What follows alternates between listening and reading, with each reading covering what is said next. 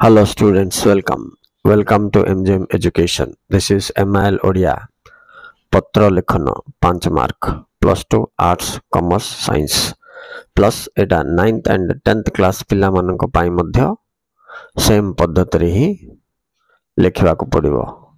तो एबे ए पत्र लेखन लेटर राइटिंग दुई प्रकार पिला माने गोटे होची तमर ऑफिशियल आ गोटे होची पर्सनल। तो आमे एबे देखिबा ऑफिशियल पत्र लेखन।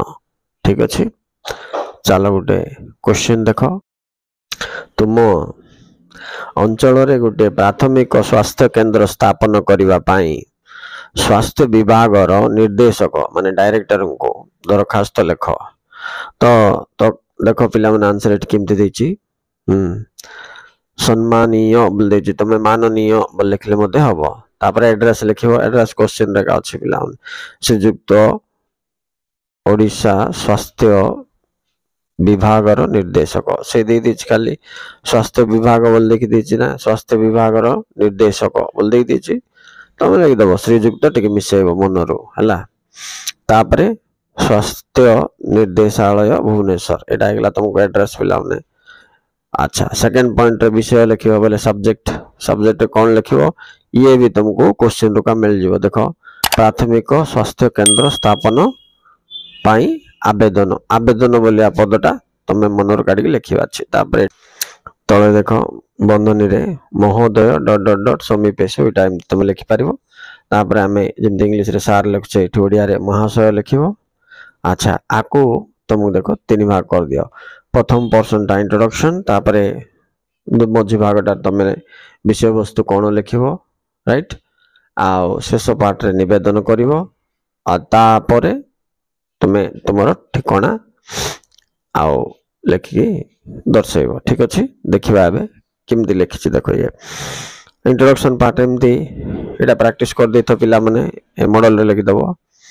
निवेदन एही कि आमे पुरी जिल्ला रो वीर नरसिंहपुर ग्राम पंचायत अंचल अधिवेशी गण आम अंचल रे एक प्राथमिक स्वास्थ्य केंद्र स्थापन करिया पाई आपणकर सदय दृष्टि आकर्षण करूछु। एतिक जिंस फास्ट लिख।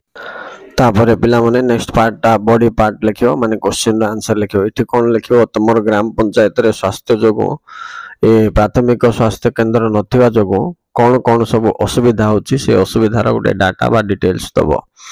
गत के दिन हैला केमते असुविधा होची, पेशेंट्स माने किभली ठीक से चिकित्सा सुजोग पाई पार नांती, आउ कौन कौन असुविधा होची, आउ लोक संख्या केते, ये सब डिटेल्स प्रॉब्लम्स सब खाली डिस्क्राइब करिवो हैला।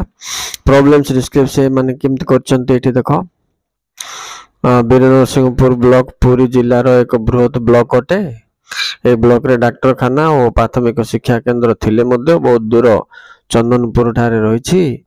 तेणु ए पाखापाखी अंचल प्राय 1000 बासिंदा स्वास्थ्य सेवार सुजोग पाई पार नांती। आउ रोगी को दूर रे थिबा डाक्तरखाना को नेबा विशेष सुविधाजनक हेउ नाही, रास्ता घाट मध्ये ठीक नाही। एमती सब पिला माने प्रॉब्लम्स दर्शाइला परे थर्ड पार्ट रे रिक्वेस्ट दर्शाइबो। अच्छा, रिक्वेस्ट बोले अनुरोध केमती लिखछि देखो एटा। एणु विनीत अनुरोध करू कि आम अंचल रे एक प्राथमिक स्वास्थ्य केंद्र स्थापन करा गले अच्छा आम मानक पाई स्वास्थ्य सेवा सहजरे उपलब्धि होई पारिबो। अच्छा, तेणु हमें अनुरोध करूछु उक्त कार्यटी संपर्क अधिकारी द्वारा अविलंबे करा जाओ बोलिया जिनस को तुम रिक्वेस्ट करके लिखिबो। तापर लिखिबो पिला नेक्स्ट पार्ट आउछ तुमको इति बोली लिखिबो आपनकर विश्वस्त। अच्छा, देखो लेफ्ट साइड रे तुमर गां किंबा ब्लॉक जोटा हो लिखि तारीख पकेबो। एपट साइड रे एटा कोन ए गोटे सामूहिक पत्र पिला माने जनकर पर्सनल मैटर नै, तेनु करी गोटे 5-7 जनकर ना लिखि दबो माने सिग्नेचर सिटा। ता तळको पिला माने लास्ट पार्ट ठिकाना आइबो। ठिकाना रे तुम केमती देखो गोटे पटे प्रेरक आ गोटे प्रत्ययसु लिखि दबो प्राप्तेसु। तापर कोन करियो तुम ठिकाना दबो एटा आ तापर का को लिखछो तांको ठिकाना रा दे दबो।